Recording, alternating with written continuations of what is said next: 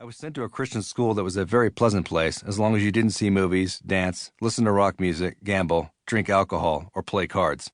Smoking was okay because several of our pastors couldn't kick the habit. Sunday mornings, Sunday nights, and Wednesday nights at our church were competitions to see who could follow the man-made rules the best. For me, the competition was every day because the church controlled the school. When I was 12, I was forced to sing in a school musical. At a rehearsal, some kids started to rock the long pew we were sitting in. The teachers weren't sure which boys were doing it, so they beat us all for good measure. When my mother saw my blackened backside, from middle leg to lower back, she burst into tears. Pink Floyd's album, The Wall, came out at that time. I'd sneak over to my friend's house to listen to the song, The Happiest Days of Our Lives, Another Brick in the Wall, which is about abusive school teachers, because I felt like at least that rock group understood what I was going through. The thing was, even at that young age, I knew the God who lived in me, and he wasn't what the teachers and many other Christians portrayed. Their God had a lot of rules, none of which were in the Bible, and he was really angry. Almost all the students who went to the school fell away from the faith as they got older. That didn't happen to me, though. I poured myself into the Bible. I was just 12, but I committed to reading 3 chapters of the Bible every day, searching for the Jesus who I knew was living in my heart. And I found him, everywhere in the Bible as I read. But search as I couldn't find their Jesus. By the time I was 15, I knew God's Word well. I knew it by choice, and I loved it. I began to ask tough questions in class. I was a soft-spoken kid, and it wasn't from rebellion that I asked, but from a hungry heart. The things they taught just didn't align with what I was reading in the Bible. The Jesus I read about said that he had come to set us free, but their Jesus seemed to have everyone in a cage.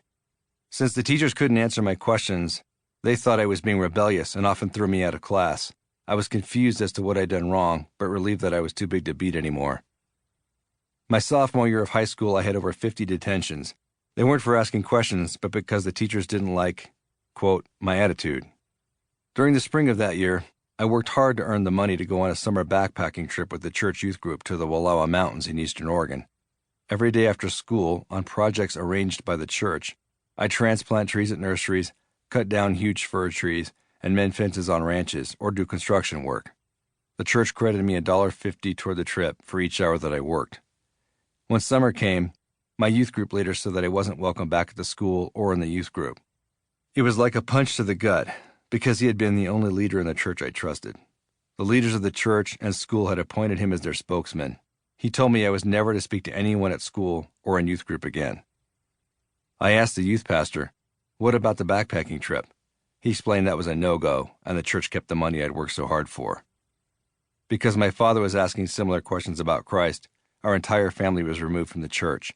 Since my entire life had revolved around the place since I was 8 years old, I lost, literally, every friend I had. 2 covenants. This wasn't to be the only time I was hurt by false religion. It was just the first time. You've probably been hurt by religion or religious people too. Here's the thing. True Christianity isn't a religion. It's the truth, and its foundation is freedom. The fact that it is a religion to so many people shows the failure of God's followers to understand him and his message. There are 2 basic covenants, the Old and the New. The Old Covenant came from the law and was given to Israel. The law is what the godless, who either are confused or are purposely looking to confuse others, like to quote to make the Bible look silly. It's the part of the Bible that talks about not eating pork, or how to treat lepers, or how to butcher an ox. The point of the law was to show people that it was impossible to keep all its provisions. Through the law, God wanted to show people that they couldn't earn their way to heaven. The law allowed God's chosen people, Israel, to be separate from the other nations, but it ultimately compelled those who truly loved him to cry out, I can't do this. God, help me.